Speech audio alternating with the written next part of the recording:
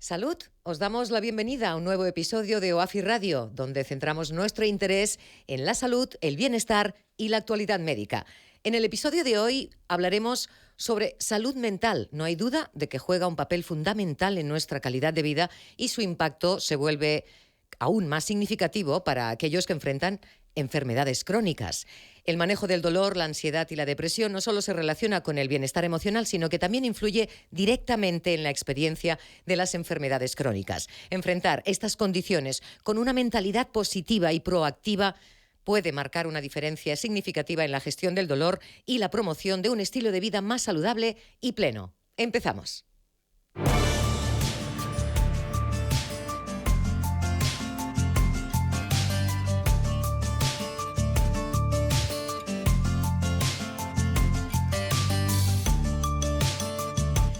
En directo desde los estudios de Barcelona Radio Hub para todos los suscriptores de nuestro canal de YouTube en OAFI Foundation en YouTube. Gracias a todos por seguirnos, por conectaros con nosotros desde las diferentes plataformas y redes desde donde nos seguís. Saludos a toda la comunidad de OAFI.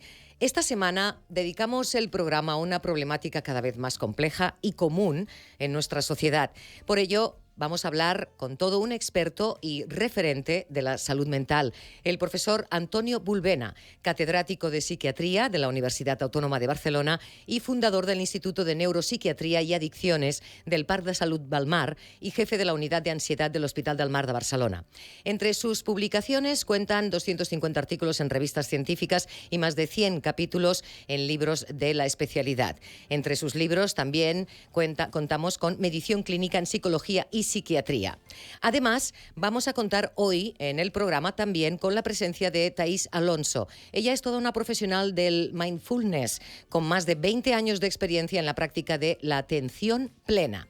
Thais es pionera en España trabajando con mindfulness en el desarrollo e implantación de metodologías saludables en numerosas organizaciones empresariales, educativas y hospitalarias. En los últimos 12 años ha formado a miles de profesionales, emprendedores y directivos sobre la práctica del mindfulness en ámbitos nacionales e internacionales, apostando por un nuevo paradigma humano y social. Ella es psicoterapeuta, humanista y transpersonal, experta en inteligencia emocional y facilitadora de procesos de cambio, duelo y resiliencia. Empezamos con muchas ganas de seguir aprendiendo y divulgando todos estos interesantes temas, acompañados, como siempre, de la presencia del doctor Josep Vergés, presidente y CEO de OAFI Ecosar y codirector científico de este programa. Doctor Vergés, bienvenido. Gracias, sí, muy amable. Hoy tenemos indudablemente un tema que abarca muchísimos otros temas, pero vamos a intentar entrar en él de la manera más amable posible, porque sabemos que hay muchas personas que sufren mucho a partir de estas enfermedades que tienen que ver con nuestra salud mental, sí. A la vez también con todo lo que son los procesos, sí. Como la artrosis, sí. O otras enfermedades. Sí, la fibromialgia o la osteoporosis, sí. Exactamente.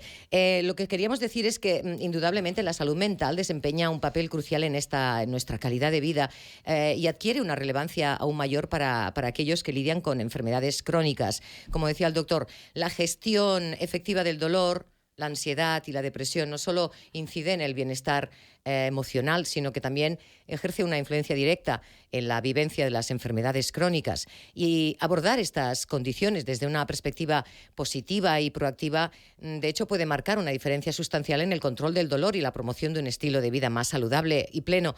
En este contexto, explorar la intersección entre la salud mental y las enfermedades crónicas se convierte en un aspecto fundamental para comprender y mejorar la experiencia integral de quienes enfrentan estos terribles desafíos de salud. Tenemos con nosotros hoy para abordar este tema al profesor Antonio Bulbena. Él es catedrático de Psiquiatría de la Universidad Autónoma de Barcelona, fundador del Instituto de Neuropsiquiatría y Adicciones del Parc de Salut del Mar y jefe de la Unidad de Ansiedad del Hospital del Mar de Barcelona. Está con nosotros conectado a través de Skype y ya lo vemos ahí. Le damos la bienvenida. Profesor Antonio Bulbena, muchísimas gracias por acompañarnos hoy en nuestro programa. Encantado de estar, como siempre, colaborando en este programa que tanto ayuda a tantas personas. Un placer, por lo tanto. Le saludamos también con nosotros. Está el doctor Vergés. ¿Qué tal, Antonio?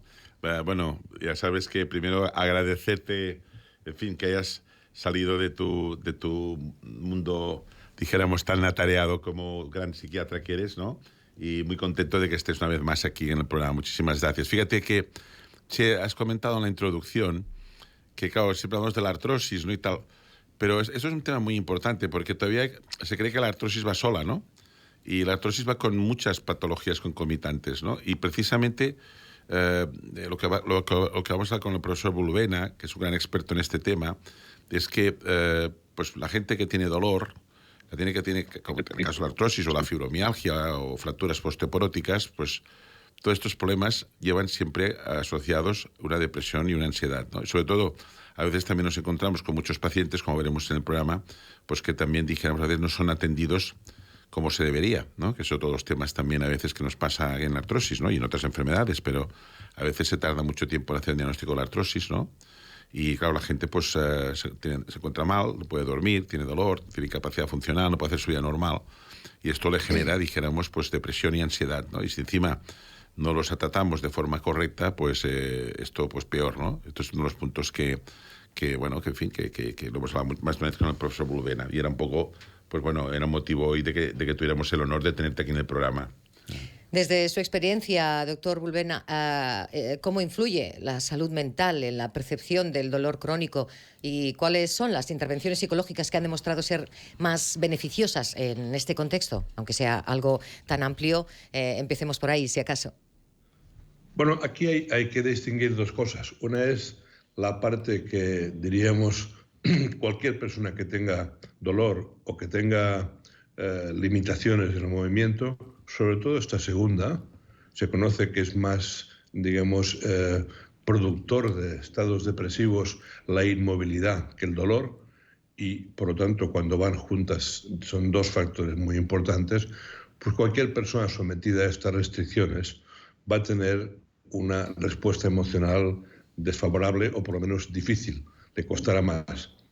Pero es que además de este aspecto comprensible, que es la limitación, el dolor y el malestar que uno puede tener, además conocemos ya desde hace pocos años que hay además una conexión de tipo genético, concretamente con la artrosis, un poco también con la artritis reumatoide, pero con la artrosis con toda seguridad, de modo que la predisposición a tener artrosis, que sabemos que es muy genética, también conlleva un cierto riesgo de depresión. ¿Y qué nos dice esto? Que aparte de afrontar personalmente y socialmente estas enfermedades, es importante saber que en la propia naturaleza bioquímica de esos trastornos se produce este cambio de ánimo y que hay que, por tanto, saber tratarlo. Es decir, a veces hay que hacer psicoterapia, y esto es muy importante, y cómo afrontar, pero también a veces hay que saber medicar y buscar aquellos factores biológicos que puedan mejorar. Estos son los dos grandes temas: conocerlo, identificarlo y tratarlo. Digamos, ¿cuál es la relación entre ese estrés emocional que provoca este tipo de enfermedades y la progresión de estas enfermedades crónicas? ¿Cómo se puede o cómo se aborda este vínculo para minimizar estos efectos negativos? Bien, pues como siguiendo lo que comentábamos, en efecto, primero hay que tratar de reducir el efecto de dolor y el efecto de tipo limitación de movimiento, a veces incluso estética. A veces el hecho de que una persona tenga algún nódulo de estos en las articulaciones distales o proximales de las manos y de los pies también es un problema estético importante para según qué tipo de profesiones. O sea que, aparte de estas limitaciones que uno tiene que, tenemos maquinaria para aprenderlo, sí, el ser humano es muy rico y tenemos muchas posibilidades. Ahora, en segundo lugar, lo que hay que hacer es, si es preciso, identificar bien si hay un estado depresivo o de ansiedad y tratarlo con fármacos. No olvidemos que muchos fármacos usados para la depresión son muy eficaces para el dolor. Por lo tanto, procuremos no separar por especialidades estos casos.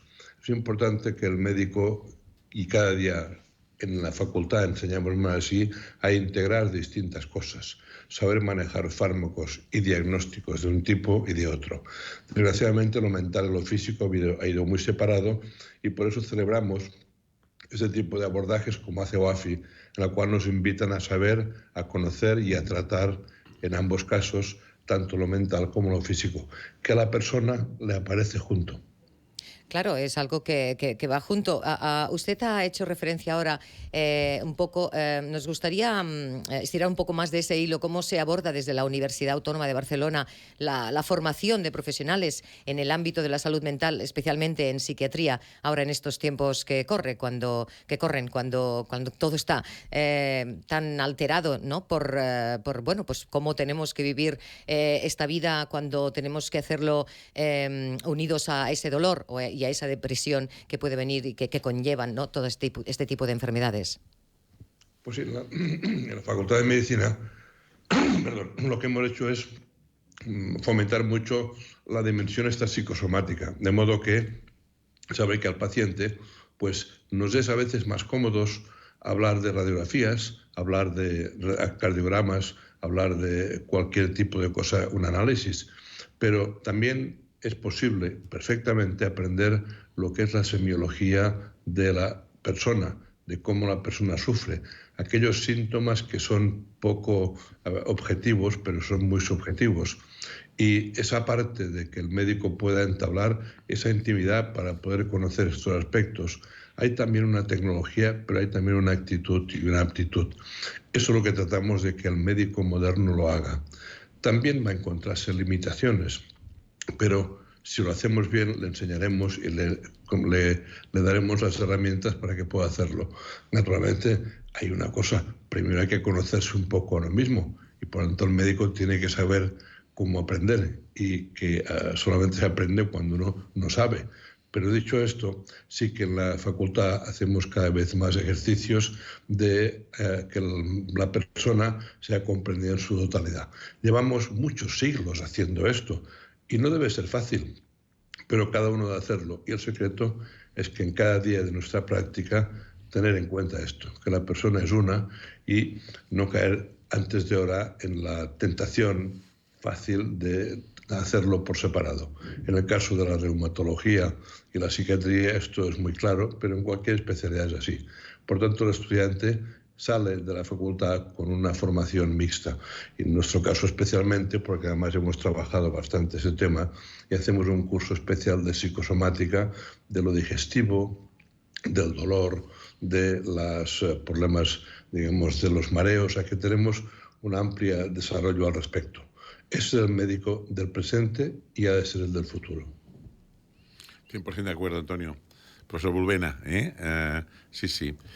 Nos encontramos en la consulta diaria y en la clínica solidaria de la Fundación, esta tarde, por ejemplo, o el próximo jueves en Madrid, pues esto, que te vienen estas pacientes que con este dolor, esta incapacidad funcional y con este grado de depresión y de ansiedad que hemos de tratar y que hemos de animarlas y que les ayudará incluso a mejorar su artrosis, ¿no? O, por ejemplo, el tema del insomnio, que es otro tema que lo hemos comentado más de una vez, Antonio, de que, bueno, que hay porcentaje de personas que no pueden dormir por la noche, ¿no? Y tienen la percepción del dolor mucho peor, ¿no? Por tanto, tener esto en consideración, o sea, y muchas veces también, profesor Bulbena, lo hemos comentado más de una vez, ¿no? También los médicos hemos de a tratar al paciente como un todo. O sea, que muchas veces tanta especialidad que está bien por una parte, pero por otra parte a veces no valoramos el global del paciente, ¿no?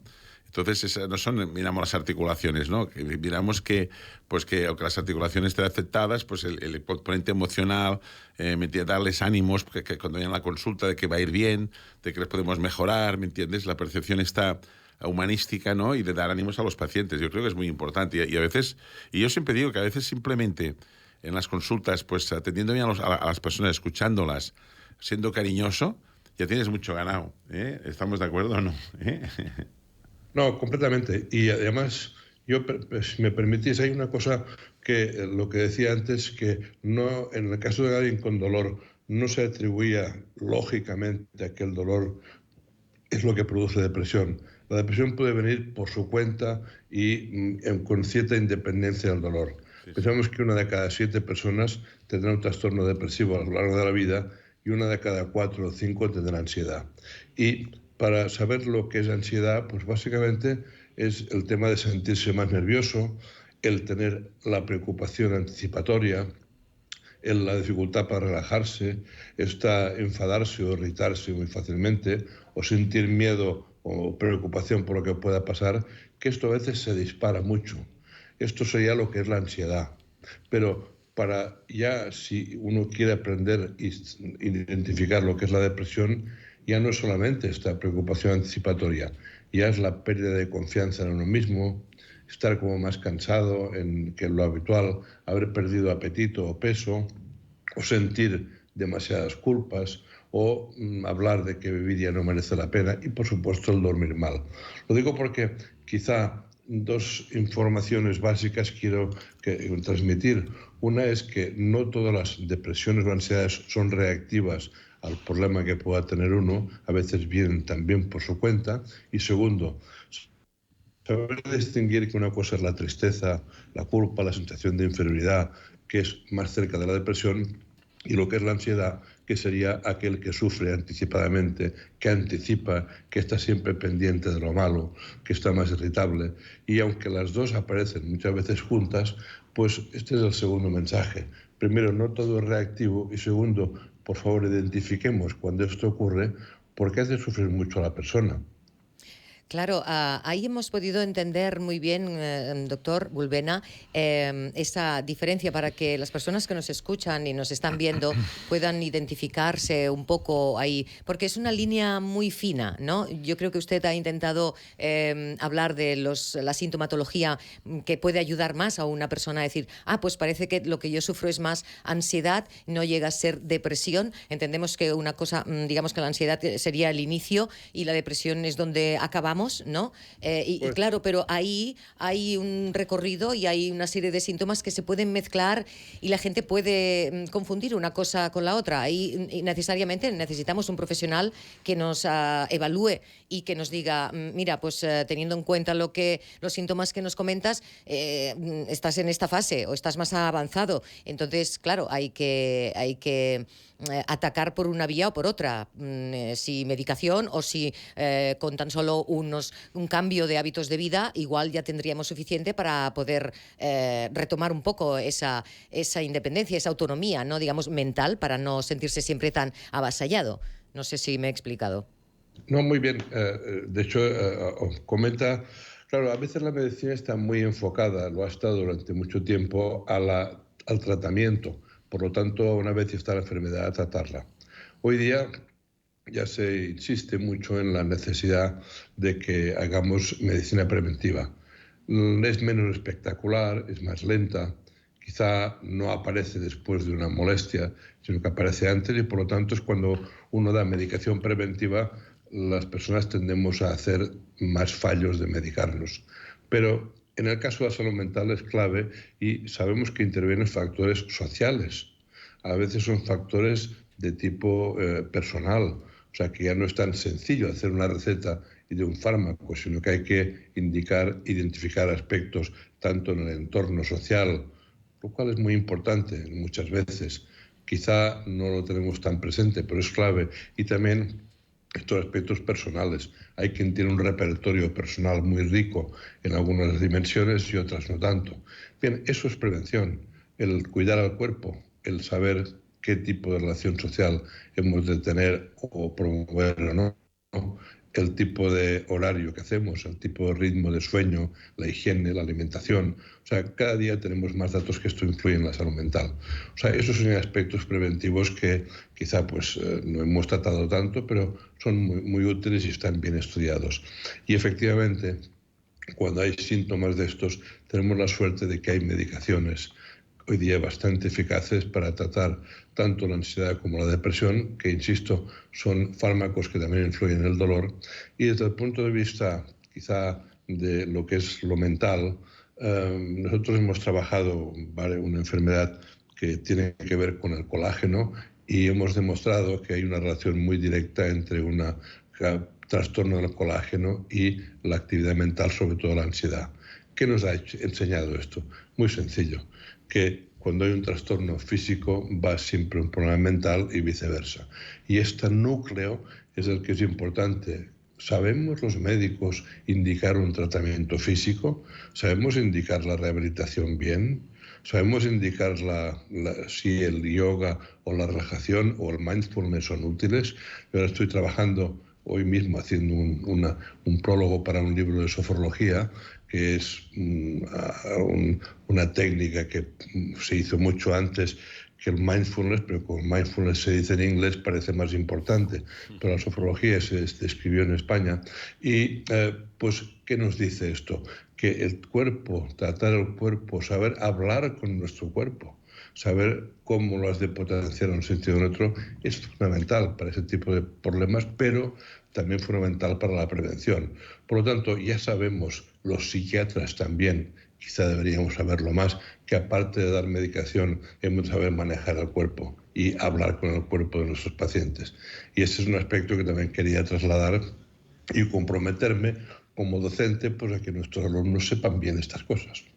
Claro, porque ahí, digamos, es lo que decíamos al principio, también no viene solo. Y hay gente que puede sentirse o puede creerse más fuerte, más capaz de poder sobrellevar por su cuenta toda una serie de sintomatología, pero claro, es un lugar, es un terreno muy peligroso, porque, como decía el doctor Bulbena, el impacto de factores socioculturales es muy importante en esa manifestación de trastornos mentales. También hay mucha cultura en torno a esto, al hecho de decir yo voy a ser capaz de sobrellevarlo por mi cuenta. Ahí, por ejemplo, encontramos muchos casos de personas que se niegan a las medicaciones porque entienden que igual aquello puede ser peligroso para muchos otros aspectos. Ahí seguro que el doctor Bulbena se ha encontrado con muchísimos casos, ¿no?, de personas que se resisten a las medicaciones porque no quieren entrar en esa fase, pero por otro lado puede resultar realmente muy necesario. En otros casos, gente que igual pide un tratamiento farmacológico cuando posiblemente todavía podría hacer cosas primero por su cuenta antes de entrar en una fase de medicarse, ¿no? Ahí todo eso ahí se lía, hay un gran tema, ¿no?, ahí, porque cada caso es muy específico. No todo el mundo sabemos sobrellevar las cosas al mismo nivel. Entonces, lo que usted decía es muy importante, el conocerse a uno mismo y el diálogo interno con uno mismo, pero luego a la vez también esa comunicación con nuestros profesionales. Ahí también es donde falla muchas veces. Mucha gente no se puede permitir una terapia para ir a hablar y sin embargo pues puede recurrir a la medicación porque le parece algo más sencillo. Pero claro, eso no corre de la cuenta de uno. Usted cubre todo el ámbito. El primero que comentaba, que es el de la dificultad para tomar medicación, esto en el caso de las personas con ansiedad, los sufridores, sufridoras, casi siempre rechazan la medicación, no porque sean mala gente, sino porque es que para ellos es un aspecto como una amenaza. Y realmente a veces les es muy difícil, y esto hay que explicarlo con mucha calma y explicarles, porque es como si fuera un fracaso.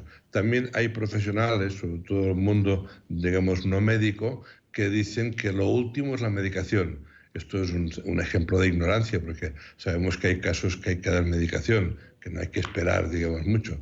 Pero aún me encuentro casos en los que me han dicho que lo último es la medicación. O sea que cuidado con las fobias a la medicación, que en el caso de la ansiedad son muy frecuentes y es uno de los errores más comunes que encontramos en este campo. Pero también está lo otro, las personas que se basan demasiado en la medicación, que, como saben, en España el consumo de estos fármacos es mayor que en otros lugares, y aunque lo que realmente pasa es que la mayor parte de pacientes no están bien tratados y no lo reciben, pero el consumo es alto y por tanto es importante monitorizarlo. Y ahí me sumo a lo que usted muy amablemente decía, que un profesional debe hacer parte de esta responsabilidad de saber cómo y cuándo lo receta. Y luego tocaba usted el tema de la psicoterapia, del hablar. Claro, hablar, afortunadamente ahora en la Seguridad Social ya tenemos también como unos minutos, unas horas, que podemos utilizar técnicas psicológicas. Probablemente todavía pocas, pero ya empezamos a tener. Yo me acuerdo cuando empecé mi carrera que la psiquiatría no entraba en la seguridad social, solo había un especialista de cupo, pero no teníamos. O sea que he visto afortunadamente cómo ha crecido maravillosamente este campo, pero aún está un poco desnutrido y realmente los costes que podrían tener son muy altos, pero sí, a veces el poder tener una relación terapéutica de confianza con alguien es tanto más importante como otros abordajes. Es distinto de la medicación, pero es que yo le diría una cosa, es fundamental en cualquier trastorno, en cualquier problema, que uno tenga la confianza de hablar con un profesional. Esa intimidad, porque tampoco es un tema de hablar así sin intimidad, es un lugar en el cual la persona pues, puede entender, comprender y hacer lo más importante, que es que el paciente se haga cargo de lo que le ocurre, bien acompañado, pero que mande. No olvidemos que para que uno sea feliz debe tener un proyecto y hacerlo, una intención y hacerla. Eso. Si no haces así, recibes felicidad, pero no la haces. Y eso también ocurre cuando afrontamos la enfermedad. Disculpen que me alargo porque me ha hecho tantas observaciones tan acertadas que me he dado pie. Discúlpenme. No, en absoluto, al contrario. Disfrutamos muchísimo escuchándolo y además entendemos que es un tema muy complicado, que tampoco se puede abordar así en una entrevista por encima porque es algo realmente muy serio. Muchas personas lo sufren desde un lugar que hay que tener en cuenta, que hay muchas personas que llevan incluso muchísimos años y están en un círculo vicioso. Es muy difícil salir, doctor, en muchos casos, cuando va asociado al dolor crónico, por ejemplo, salir de esas espirales. En este sentido, ¿hay algún avance reciente en investigación que pudiera tener un impacto significativo en el abordaje de los trastornos mentales en este nivel? Bueno, el más importante sería el que existan unidades capaces de que el paciente lo reciba todo a la vez. Yo esta semana tengo varias entrevistas en hospitales para hacer unidades mixtas que incluyan los genetistas, por una parte, que a veces se hacen cargo de casos, pero no tienen la continuidad clínica que merecería, clínicos, tanto del mundo de la reumatología como del mundo del dolor y también del mundo de la psiquiatría. Y estoy mirando de promover estas unidades mixtas que, más allá del aspecto puramente biológico, se hacen cargo del caso. Muchos médicos nos ocurre que vemos especialistas que ven un caso, pero no se hacen cargo del caso. Y en cambio en psiquiatría sabemos, y en otras especialidades, que el paciente, la mayor parte de enfermedades son crónicas. Y por lo tanto, cuando uno se compromete con un paciente, no se compromete a despachar la receta de analgesia, sino a hacer un compromiso de acompañar al paciente y sobre todo cuando no está bien. Porque a los médicos nos gusta cuando damos una medicación y el paciente mejora. Y ahí el paradigma del dolor es muy atractivo. Uno tiene un dolor, das una medicación y mejora, pero no. La mayor parte de enfermedades de todas las especialidades son crónicas. Y eso en las facultades hemos estado mucho tiempo enseñando enfermedades agudas que quedan bien. No. Hay que ver que el paciente tiene una biografía y tú como médico debes estar bien cuando el otro está mal, que a veces es difícil aguantar eso. O sea, el paciente no responde, no va bien. ¿Qué haces? ¿Lo mandas a otro?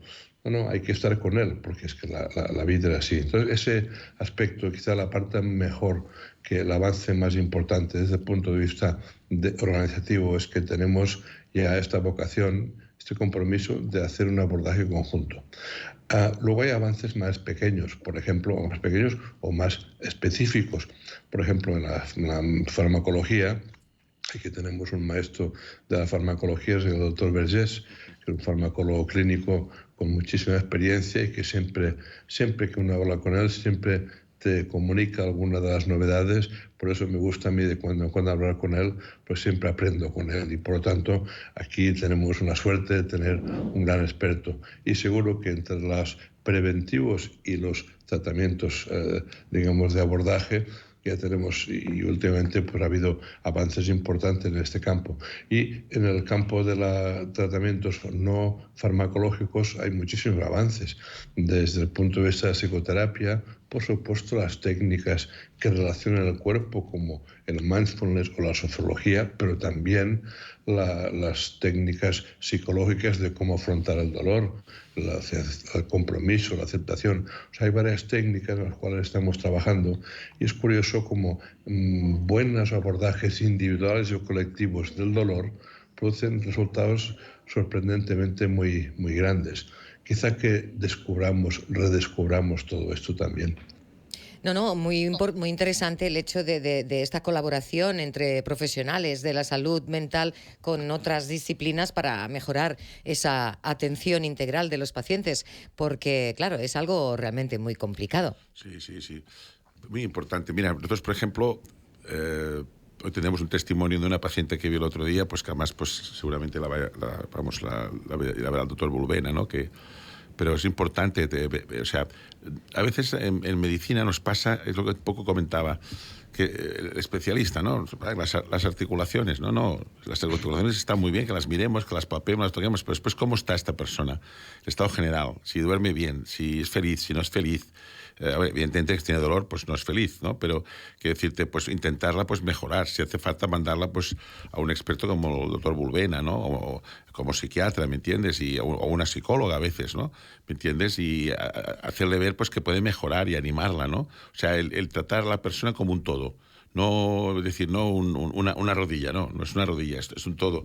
Y aquí es muy importante el apoyo y después de identificar casos de personas que se pueden encontrar mal, que tienen ayuda. Y además yo creo que es una cosa muy importante que tenemos que hacer los sanitarios, que es dar esperanza a las personas, ¿no? Es decir, las personas vienen porque se encuentran mal, ¿no? Entonces tenemos que darles esperanza, no podemos no darles una esperanza, ¿no? Una esperanza justificada, ¿no? Decir, oye, no te preocupes, lo vamos a mirar, esto irá mejor, cuidado, este tema va a costar más. Es decir, esto es fundamental. Y entonces, ya te digo, nosotros vemos muchas pacientes que tienen comorbilidades como la depresión, la ansiedad y el insomnio, pero muchas. O sea, que no es una cosa que va por separado, no. Se tiene, ¿me entiendes? Y bueno, y el tener dolor, y sobre todo lo que también comentaba al principio, ¿no? Sobre todo, por favor, que cuando vayan a otro compañero, otra compañera, pues que se les mire bien, que se les hable bien, que se les ayude bien. Es que todo es importante. Y después las limitaciones, ¿no? Porque al final uno, pues, yo tengo un tema de que una paciente que tiene presión, pues la mandé al doctor Bulbena, porque es un gran experto de esto. Y estoy convencido, pues, que el tratamiento que va a ser el tratamiento mejor que pueda tener esta paciente mía, ¿no? O sea, esto es muy importante. Y esto hoy en día, pues no, tal como está el sistema sanitario, no es por criticar, ni mucho menos, porque se hace lo que se puede, ¿no? Pero está colapsado, ¿me entiendes? ¿O no? Entonces, incluso entre médicos no podemos hablar. Eso es bonito, ¿no? Por ejemplo, pues decir, mira, profesor Bulbena, oye, Antonio, que tengo esta paciente, me gustaría ver si la puedes hacer esto. O al revés, ¿no? Que me llaman, he visto una persona con depresión, me dice, pero es que es debido a su artrosis, tú. Y, oye, visítala, ¿no? Mira qué tal está y compartir ese caso, ¿no? Y el paciente se siente muy acogida, che. Porque dices, mira, me están llevando dos médicos y hablan de mí y están preocupados por mí los dos y se están compartiendo, ¿no? O sea, que no, ¿me entiendes? Esto es muy importante. Y esto se va perdiendo, ¿eh? Claro, es esa atención que todos necesitamos. Muchas veces cuando nos encontramos más pochos, pues lo necesitamos más. Hombre. Y necesitamos esa ayuda externa, evidentemente, pero a la vez también ha ayudado bastante la comunicación más abierta, esa estigmatización asociada a los trastornos mentales y cómo se puede trabajar para reducirla, poder hablarlo con naturalidad. A todo el mundo le pasa. Antiguamente era como más esconderse. Yo no quiero hablar de mis problemas mentales, me los quedo para mí en casa. Y ahí eso también ha traído muchísima cola a personas de una cierta generación. Pero ahí tenemos también otro tema en el cual no creo que podamos entrar porque ya llevamos medio programa, pero ahí están los jóvenes, doctor Bulbena. Ahí tenemos también un desafío muy grande con los jóvenes hoy en día, que parece que vamos a peor, ¿no? Sí. No sé cómo se está enfocando un poco desde el Instituto de Neuropsiquiatría y Adicciones, cómo ha evolucionado esa comprensión y ese tratamiento de las adicciones en los últimos años, que es algo que va tan relacionado también con los jóvenes, ¿no? Sí, hay dos áreas aquí.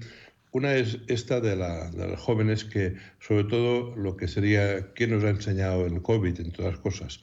Que un acontecimiento restrictivo y amenazante y objetivamente serio, como ha sido el COVID, nos ha señalado el gran incremento de trastornos de alimentación y el gran incremento de trastornos emocionales en personas jóvenes.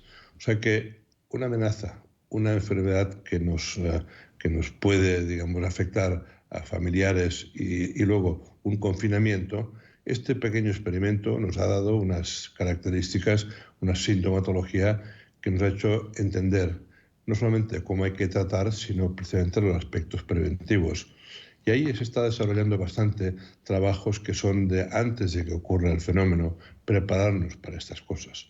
Claro, afortunadamente no siempre hay pandemias como esta que hemos tenido, pero sí tenemos ya algunas claves, que es la mejor comunicación, la relación con alguno íntimo, porque claro, a esas edades de juventud justamente se produce la paradoja de que uno tiene que separarse de los padres, si puede ser a favor de los jóvenes y no contra los padres, que no es lo mismo, pero hay que hacer este ejercicio de ser uno mismo. Por lo tanto, hay que cortar una comunicación y empezar otra. Claro, en ese paso ha pillado a muchos muchachos que aún no se habían separado del todo, no eran ellos mismos y en cambio pues se encontraron un poco perdidos.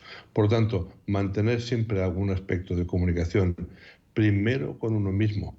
No quepa más duda que el trabajo de lo que ponía el templo de Delfos, ya ponía, conócete a ti mismo. Esto sigue siendo un ejercicio diario que hemos de hacer y tener la humildad de saber que no sabemos, porque así el día siguiente sabremos algo más. Y esto hay que enseñarlo ya desde joven, y que eso no sea un elemento de fracaso, sino al revés, una característica humana que afortunadamente nos permite aprender. Pero claro, para aprender hay que saber que uno no sabe, y eso a según qué edades cuesta un poquito. Sí. Pero dicho esto, estas son las donde vamos haciendo estos ejercicios de tipo preventivo en el caso de las drogas, en el caso del suicidio y en el caso de los trastornos emocionales. Son 3 líneas que ahora se están trabajando mucho más desde nuestro departamento, aquí en este caso de la Autónoma, pero también desde que tenemos los expertos, digamos, del país en suicidio y en drogas. Pues claro, ahí sí que hemos iniciado campañas un poquito más activas que básicamente son de conocimiento. Quizás se podría añadir en esta, que ya sé que todo parece complicado, pero si lo hacemos, pues se descomplica.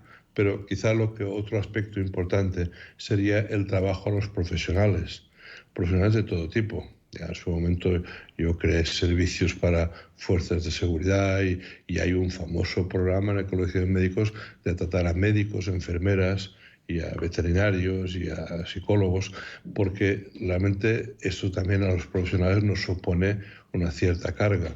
Y es recomendable que tengamos también nosotros, como profesionales, el lugar, no solamente la humildad y la actitud, sino lugares donde poder trabajar estos aspectos. Que otra dimensión que cuando empezamos la carrera del doctor Vergés y yo no teníamos ese tipo de soportes. Y ahora esto de decir que está mucho mejor y por lo tanto tenemos ya lugares no solamente para que tengamos alivio cuando estamos mal, sino herramientas para estar bien. Claro, yo también he de decir que si todos fueran como doctor Vergés, los pacientes que vienen de él con esta voz y esta sabiduría y esta esperanza que da, vienen medio curados. O sea que yo Es mutuo, es mutuo. quería señalar que, claro, el doctor Vergés en ese sentido debería haber muchos más como él. Bueno, muchas gracias, Antonio. Igual que tú, mira, aquel refrán, Dios los cría se juntan. Tengo que decir que con el profesor Bulbena tenemos muchas cosas en común. Aparte de ser una gran persona, un gran profesional y un erudito, ¿no? También de su trabajo, ¿no? Pero tenemos cosas en común y es la meteorología. Uh-huh. Que dijéramos nosotros, ¿te acuerdas? Nos reencontramos, porque nos habíamos visto en el Hospital del Mar hace años, pero nos reencontramos con Tomás Molina, ¿te acuerdas? Con todo el tema de meteorología, porque él ha trabajado mucho también. Él ha hecho dos líneas que si las quieres comentar, pero él ha trabajado en una línea muy importante que es que los pacientes psiquiátricos tienen muchos problemas musculares. Este es un gran experto mundial. Y después también el tema de la meteorología. Y él publicó también temas sobre la tramontana. No sé si quieres explicar aquí la anécdota que es divertida. Además, como Che también vive por Gerona, pues que sepas que la tramontana tiene sus cosas, ¿no? Profesor Bulbena. Bueno, sí, yo estuve un tiempo de médico. De hecho, Yo, como el doctor Vergés, somos médicos de pueblo Sí, que ahora estamos disfrazados de otra cosa. exactamente. Pero somos médicos de pueblo. Yo del Pirineo, tú. Disfrazado de ciudad y me has puesto Exacto. corbata. Bueno, él ya no, pero yo todavía sí. Pero en realidad, pues, y eso hace que no nos es difícil ir a los domicilios y entender que el Sí, sí. paciente hay que ir a acompañarle, no hay que siempre esperarle. Y sí, por el tiempo que estuve en mi pueblo, que es Portbou, que es un pueblo de la provincia de Gerona, que es el récord de Tramontana, siempre es allí, de todo el país. Sí, sí. Ahí estudiamos mucho estos aspectos, hicimos la tesis doctoral de otro médico de allí. O sea que, y luego el libro que hice de ansiedad, pues lo presentó Tomás Molina Sí, cuando lo presenté. estuve. O sea que, en definitiva, pues, ¿por qué? Bueno, porque la gente pues se queja de dolores y de efectos y hay un aspecto cultural, el boig para la tramuntana, o sea, esto siempre se dice como... Pero, claro, cuando miras un poco en detalle, pues resulta que muchos aspectos, sobre todo del dolor, que está mucho más claro, y de la ansiedad, pues hay algunos cambios metodológicos que son importantes, ¿no? Y es una línea que hemos ido siguiendo y que pues yo procuro por lo menos mantenerme al día. Pero efectivamente sabemos que esto... Y luego, justamente en lo que... el tema que comentábamos antes, el tema del colágeno, ¿por qué me interesé más por esto? Porque sí, me di cuenta que las personas que tenían ansiedad eran más flexibles, o sea, tenían una capacidad Sí, de sí. estirar más las articulaciones. Y eso, claro, me pareció una coincidencia probablemente Sí, espuria. sí. Pero era tal grado la coincidencia que ya llevamos muchos años en el tema y sabemos que cualquier persona que tenga ansiedades, ataques de pánico y fobias, muy a menudo y a veces sin haberse dado cuenta tiene esta mayor extensibilidad de las articulaciones. Bueno, eso ha dado lugar a un nuevo modelo de enfermedad en la cual ya por definición miramos ambas cosas. Y en el libro de ansiedad pues explico tanto lo de la meteorología como lo del colágeno, sabiendo que precisamente cuál es una de las claves, que son personas más sensibles, notan más los olores, notan más las luces, los ruidos. Si alguien está al lado comiendo y mastica, o si uno hace más ruidos con el bolígrafo, ese tipo de hipersensibilidad, ellos les pasa, nadie se lo pregunta. Pero hemos encontrado que personas con este colágeno más flexible y con esta hipersensibilidad, que tienen un cuerpo especial, pues son los que tienen precisamente más ansiedad.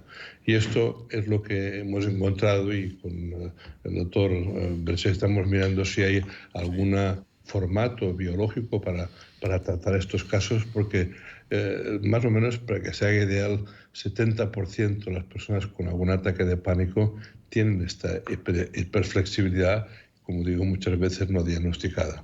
Y claro, esto son cifras muy altas. Por tanto, vamos a seguir estudiando. O sea, fíjense que los que inventaron el yoga eran personas flexibles para tratarse. O sea, que sin tanto rollo ya la gente ya se espabilaba. Ya Bueno, sabía. en definitiva, pues nos da una oportunidad para trabajar conjuntamente con personas del mundo de la reumatología, en definitiva, sabiendo que la medicina es global, es holística y si vamos a decir que nos hemos de conocer más a nosotros mismos, hemos de conocer toda la anatomía y todo el funcionamiento físico y mental. Una quimera, sí, pero es nuestra devoción y este es nuestro compromiso y si esto lo pasamos a la siguiente generación un poquito más entramado, pues mucho mejor. Pues totalmente de acuerdo y celebramos que el doctor Bulbena nos lo haya recordado. Tenemos en cuenta que es en el entrelazamiento de factores culturales, sociales, personales, la salud mental se erige como un elemento crítico de nuestra existencia, reclamando evidentemente esa atención reflexiva y acciones efectivas para abordar sus complejidades, porque son muchas, y para promover en definitiva un futuro más saludable para todos. Ha sido un placer, doctor Bulbena. Vamos a dejarlo aquí porque nos pasamos un poco del tiempo, pero va a ser un placer volverlo a recibir cuando usted quiera en el programa. Muchísimas gracias. Pues muchas gracias a ustedes y un placer una vez más por aprender y dar alguna información. Pero pero gracias por aprender y dejarme aprender. Muchísimas gracias, ha sido un verdadero placer, muy sinceramente, muchas gracias. Gracias a ti, Antonio. Seguimos adelante con nuestro programa porque tenemos muchos más contenidos que también van en la misma línea. Antes vamos a recordar uno de nuestros patrocinadores, Ken Pharma, laboratorio farmacéutico nacional líder en genéricos con más de 20 años de trayectoria y creadores del Comité para una Vida Sin Dolor, con una dilatada experiencia y un claro objetivo, cuidar de la salud de las personas. Kern. Condrostop de Finisher es la revolución en salud articular. Gracias a su completa fórmula te ayudará a la regeneración del cartílago, aliviando el dolor de las articulaciones y consiguiendo que éstas sean más flexibles. Más información y puntos de venta en www.finisher.es. Finisher, la línea de salud y nutrición deportiva de Kern Pharma. Recordamos también que es muy importante que consideres hacerte socio o socia de OAFI. Es muy importante tu aportación. Para tener más información sobre cómo hacerlo, ahí tienes un número de teléfono. Llama, que estarán encantados de explicártelo. 931 59 40 15. Es muy importante tu ayuda, así como también la que podemos ofrecerte desde la consulta solidaria para cuidar tu salud articular en manos del doctor Vergés, fundador y CEO de OAFI, uno de los expertos más reconocidos en artrosis. Pide cita en la consulta solidaria que ofrece la Fundación los lunes en Barcelona y los jueves en Madrid. Además, también contamos en nuestro programa con otro colaborador muy importante. Ellos son Senior Juris, especialistas en derecho para gente mayor en el campo del derecho sanitario. Son un grupo de abogados bajo la dirección de Alfons Catena Oliva que cuenta con más de 30 años de experiencia en el mundo legal y económico. Recuerda que puedes hacer tu consulta. Ellos tienen una esmerada especialización profesional, una formación actualizada en casos de temas de salud en cuanto a incapacitaciones, tutorías legales, derecho de la defensa de las personas frente a instituciones públicas y privadas. Ahí tienes el teléfono y también el mail donde puedes escribir y hacer tu consulta. Seguimos adelante porque seguimos hablando de este mundo caracterizado por la constante aceleración y complejidad, donde el mindfulness emerge como un faro de serenidad y atención plena. Esta práctica milenaria, profundamente arraigada en tradiciones contemplativas, ha experimentado un renacer significativo en contextos contemporáneos. Al abrazar el mindfulness, las personas buscan cultivar una conexión consciente con el presente, liberándose de la vorágine mental y encontrando un espacio de calma en medio del caos diario. En este contexto vamos a seguir explorando los fundamentos y aplicaciones transformadoras del mindfulness con una experta. Ella es Thais Alonso, una profesional del mindfulness con más de 20 años de experiencia en la práctica de la atención plena. Ella es pionera en España en el desarrollo e implantación de diversas metodologías saludables en numerosas organizaciones empresariales, educativas y hospitalarias. La tenemos con nosotros al otro lado de la imagen. La saludamos. Muchísimas gracias, Thais, por estar con nosotros. Gracias y bienvenida. También te saluda el doctor Vergés. Gracias a vosotros por invitarme de nuevo. Un placer. Vamos a ver, ¿cómo puede, porque como tenemos poco tiempo, vamos a ir bastante a la idea para ayudar a nuestros oyentes, ¿cómo puede el mindfulness mejorar la calidad de vida de las personas que enfrentan enfermedades crónicas e influir en la gestión del dolor y la percepción de los síntomas, Thais? Bueno, la verdad es que puede ayudar mucho y gracias a la neurociencia cada vez es verdad que hay más políticas empresariales, hospitalarias, donde se está avanzando mucho con el tema de la neurociencia y la salud mental, ¿no? Entonces, pues las personas que tienen sufrimiento o enfermedades crónicas es una gran herramienta para controlar los pensamientos. Ya está visto que los pensamientos van ligados a las emociones se somatizan en el cuerpo y qué importante es empezar por el principio, que es el control mental, el control de los pensamientos, ¿no? Y es verdad que la neurociencia pues apoya prácticas como el mindfulness para desinflamar la amígdala, que es una parte del cerebro que cuando vivimos estados de dolor o estados de estrés continuados, esta amígdala se inflama, es una almendrita que está en el cerebro, y aprender técnicas para desinflamar la amígdala es lo mejor que podemos hacer e invertir nuestro tiempo, dinero si es necesario. Claro, por supuesto. Bueno, ¿qué papel juegan las técnicas de respiración y de atención plena en la gestión de síntomas específicos de enfermedades crónicas como la fatiga o la falta de energía, con lo que nos encontramos tanto y muchas personas seguro que ahora se sienten identificadas? Sí, la respiración es la mayor herramienta que tiene el ser humano y que no utilizamos, ¿verdad? La respiración tiene el arte de parar los 60.000 pensamientos que tenemos al día, que dicen los expertos, 40 pensamientos por minuto, pueden coger mucha velocidad, convertirse en lianas a veces no agradables, y con la respiración, sobre todo si es nasal, no cuando respiramos por la boca, sino cuando respiramos por la nariz, tenemos la capacidad de parar las lianas, caer al momento presente. Con lo cual, la práctica que podamos hacer cuando estemos bien o cuando estemos mal, sino que sea como un gran amigo, ese chivato que va a decir cómo está mi mente, la respiración.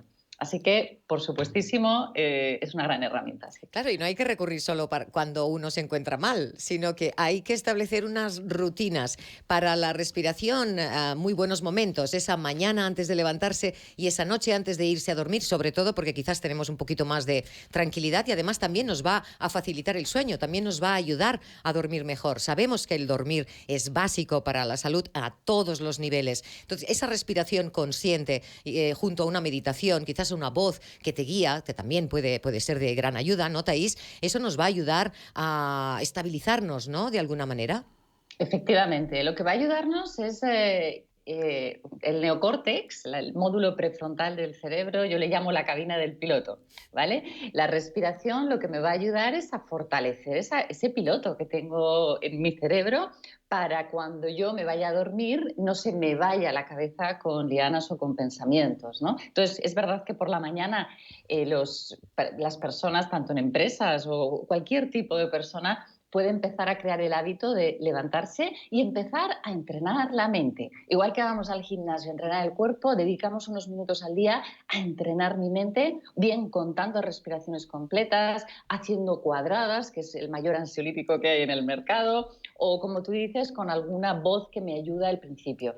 Pero sí es verdad que crear el hábito mañana o al anochecer, cada uno sabrá cuándo es su mejor momento, o ambos, mañana y noche, hacerlo, es de las mejores cosas que podemos aprender, sí. Incluso diría más, ahí en esos momentos durante el día en los que uno siente incluso esa ansiedad, es necesario parar y respirar. La respiración es lo que nos va a dar ese anclaje más importante a este momento presente y el ahora, que es el gran qué del mindfulness, ¿no?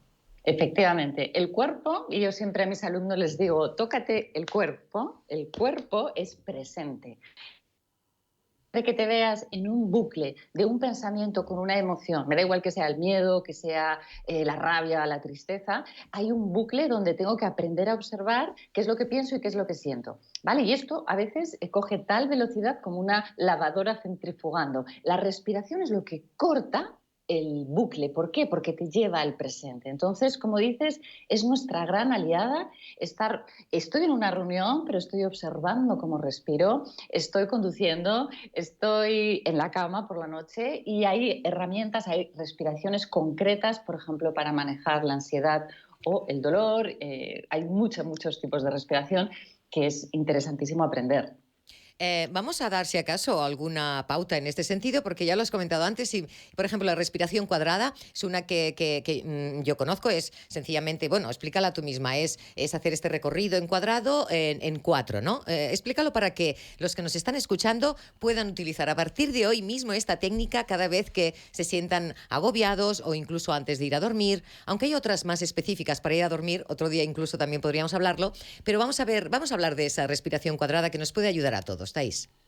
Perfecto. La respiración cuadrada yo la hago en 7 tiempos, ¿vale? Bien. Es una respiración que todo el mundo se la lleve en el bolsillo porque nos puede salvar de cualquier situación. Y es inhalar contando 7, ¿vale? 1, 2, 3, 4, 5, 6, 7. Aguantamos el aire con los pulmones llenos de aire 7 tiempos. Exhalamos contando 7 y sin nada de aire en los pulmones aguantamos como en apnea 7. ¿Por qué es tan poderosa esta respiración? Porque cuando estamos en apnea, o sea, quiere decir con los pulmones llenos y los pulmones vacíos, es lo que las tradiciones contemplativas milenarias llamaban Atman, que es imposible que entren pensamientos. Entonces, si mi ansiedad está compuesta de un pensamiento y una emoción y yo de repente los pensamientos los anulo, es como pinchar un globo. Se deshace el malestar y puedo pues dormir, o puedo estar nervioso ante una situación que tengo que ir y veo que estoy alterado, me hago una serie de cuadradas, 4, 6, 8 o 10 serie de cuadradas y me quedo en el momento presente. Bueno, pues ahí habrá que practicarla en 7 tiempos, esa respiración. Habrá gente que dirá, bueno, es que yo no aguanto 7 segundos sin respirar. ¿Qué pasa ahí? Lo que podemos Vale. asegurar es que a más practicas, más lejos llegas, ¿no? Exactamente. 7 tiempos, yo digo 7 tiempos, no 7 segundos, Vale. pero que es importante, cada uno puede contar más rápido o más despacio. Bien, 7 es una capacidad pulmonar media. Es verdad que hay personas que si les parece mucho, que empiecen con 4, con 5, pero que sean cuadradas. Otros, personas que hacen deporte, igual 7 es poco, que hagan más. Aquí lo más importante es que la respiración, tal y como respiramos, si respiramos corto y rápido, ya sabemos cuando alguien tiene ansiedad, hiperventila rápido, esto está íntimamente relacionado con el cerebro. Hay ruido, hay mucha actividad. En cambio, cuando aprendemos a bajar el ruido, como con esta respiración cuadrada, el ruido de la mente, la respiración de forma natural se alarga. Y nosotros, para tener salud mental, física y emocional, deberíamos respirar de forma abdominal todo el tiempo, porque eso daría paso a que nosotros tenemos el control de nuestros pensamientos. Ahí está la respiración abdominal, digamos, diafragmática, que seguro que también lo han oído nuestros oyentes y dirán, bueno, ¿cómo se hace eso? Es muy difícil. Hay que imaginarse ese diafragma, que es esa parte del cuerpo que está aquí, bajo las costillas y que se hincha. Y digamos que la respiración, muchas veces las personas cuando dicen, coge aire, hacen y suben arriba. No, digamos que la respiración, para explicarlo gráficamente, ahí que me están viendo con las manos, es este movimiento, es esta caja, digamos, que se hincha de esta manera. Y el diafragma lo que hace es justamente pues liberar los pulmones, ¿no? Hay personas que les cuesta un poco de verlo, de entenderlo, porque llevan toda la vida respirando de otra manera, es decir, mal. Pero hay esperanza y es que esto se puede cambiar, se puede aprender. Tú te habrás encontrado con muchos casos de muchas personas que han llegado y no tenían ni idea de lo que era respirar de manera diafragmática hasta que se han parado a entenderlo y a practicarlo, ¿no? Pero se puede.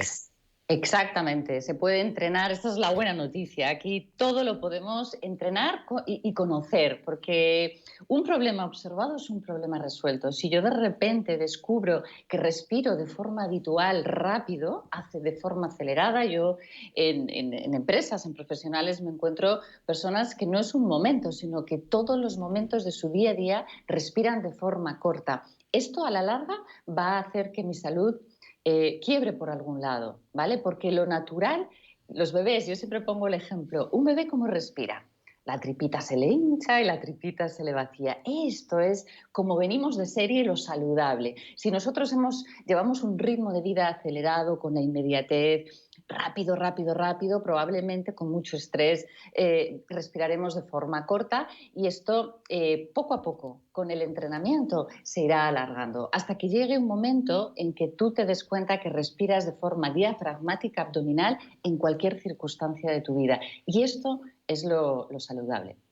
Ahí está, la salud que parte de ahí. Ese ejemplo tan sencillo como ver a un bebé respirando es lo que nos puede ayudar. Es esa tripa, esa tripita que se hincha, no este pecho que sube. E incluso hay mucha gente, bueno, es lo que decías en los casos de ansiedad, ¿no? Esa respiración clavicular, que es la que se sitúa en esta parte superior cuando estamos nerviosos, acabamos de sufrir un mal rato, lloramos incluso, todos. Si pensáis un poco, os dais cuenta de que se sitúa en esta parte superior, ¿no? Esa respiración. Y hay que bajar. De alguna manera también es lo que nos dicen los profesionales. Baja. Digamos que bajar un poco tanto la mente como a la vez la respiración, ¿no? Esa cavidad, digamos, que tiene que coger ese aire, que es lo que, en definitiva, nos mantiene vivos, la respiración. Lo que pasa es que, claro, hay que hacerlo bien.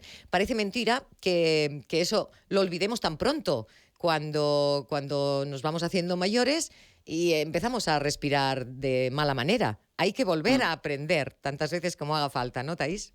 Eso es, y a parar para darnos cuenta, porque aquí todos podemos vivir situaciones conflictivas en nuestra vida, pérdidas de todo tipo, de salud, de trabajo, la vida es esto, ¿vale? Lo importante es lo que hacemos con eso y qué herramientas contamos hoy para atravesar todo con resiliencia, ¿no? Y la resiliencia es la capacidad innata del ser humano para sobreponernos a situaciones traumáticas. Y todos somos resilientes. Lo importante es conocer herramientas para transitar lo que haya que transitar, sin mucho drama, sin mucho aspaviento. Y es verdad que ahí la salud mental, el control de los pensamientos, yo soy una gran fan porque ahí entra todo el sufrimiento, aparece por la mente primero. También hay que hacer una gestión emocional. Esto que contabas de la respiración clavicular, la ansiedad, tengo que entender que cuando vivo esto hay dos emociones en juego, el miedo o la rabia. Aprender a identificar cuál de las dos y luego observar cómo mi cuerpo somatiza emociones o pensamientos que yo no estoy viendo porque voy quizás de forma inconsciente en piloto automático o acelerado. Entonces es un triángulo maravilloso poder empezar a entrenar, a parar y a observar qué tipo de pensamientos tengo, cuál es la emoción que me está secuestrando, el cuerpo que me está diciendo. Y entonces ahí vamos a generar salud integral, porque pararé las lianas desagradables a tiempo, ¿eh? Y para el control mental hay una figura que enseño a mis alumnos, que es la figura de un centinela, como si fuera un superhéroe, cada uno que se imagine una. Yo tengo un samurái con 2 katanas imponente, y cuando veo que viene un pensamiento que no puedo hacer nada, que es tóxico, que sé que va a entrar y va a destrozar mi sistema nervioso o mi salud física, ese centinela con la katana corta. No sigo a ese tipo de pensamientos y utilizo mi energía en lo que sí puedo hacer, en el presente, en lo que me toca, en lo que controlo. Esto es la figura del centinela. Sirve para adultos, para niños, es aprender a desarrollar el neocórtex con una figura que, por así decirlo, nos protege de los pensamientos tóxicos o de las lianas. Muy bien, pues nos quedamos ahí con ese centinela. Vamos a todos a recurrir a nuestro centinela particular, porque cada uno puede tener una imagen, ¿no? Desde luego es aquello que nos va a ayudar también a parar y decir, vamos a tocar el suelo, vamos a parar un poco, que el mundo se pare, por favor, porque de alguna manera ahí está en juego nuestra salud, tal como nos lo ha explicado muy bien Thais Alonso, toda una profesional del mindfulness con la que hemos disfrutado muchísimo en esta entrevista que se nos ha hecho muy corta. Por eso vamos a invitarte de nuevo cuando tú quieras a este programa, ¿de acuerdo? Porque es una maravillosa herramienta de la cual disponemos hoy en día y con la que cada vez se demuestra que se consiguen digamos que muchos más desafíos importantes como son todos los que giran en torno de nuestra salud mental. Thais, muchísimas gracias de nuevo y hasta la próxima. Encantada, hasta la próxima. Adiós. Lo dejamos aquí porque el programa se acaba, nuestro tiempo se acaba y vamos a seguir la semana que viene. No sin antes recordarte a IndyLift, un innovador dispositivo para levantar a personas caídas. Cuenta con un asiento biselado, un cinturón de seguridad, unos brazos extraíbles y giratorios, un mando a distancia con cable y una batería recargable. Y dependiendo del modelo, soporta un peso de hasta 150 kilos o 180 kilos. Se eleva del suelo hasta 54 centímetros. La altura aproximada de estar sentado o 76 para facilitar la posición de pie. Además, sus medidas reducidas lo hacen idóneo para guardarlo en cualquier espacio de tu casa. Infórmate sobre este dispositivo si te interesa, que te va a ayudar a levantarte o hacer transferencias de manera fácil, segura y digna del suelo. Y llama al 689-258-673, porque por ser socio de OAFI tienes un 15% de descuento. Hasta aquí nuestro programa. Recuerda que puedes seguirnos a través de nuestras redes sociales. Gracias por acompañarnos y gracias sobre todo al equipo que lo hace posible. Aleix Alari en la parte técnica, Cristina Nova, Ariadna Sánchez y Joan Carles Pallarés en la producción y la que os habla, Che Arana. Nos ha acompañado también, como todos los días, el doctor Vergés, al que agradecemos muchísimo su presencia. Muchísimas gracias, pero lo tenemos que dejar aquí. El tiempo, pues sí, doctor, pasa rápido. Pasa volando. Sí, bueno, es así. Pues hasta la semana que viene. Hasta la semana que viene, Che. Os esperamos a todos. Nos vemos en el próximo episodio de OAFI Radio. Hasta entonces, cuidaros mucho y respirad, sobre todo.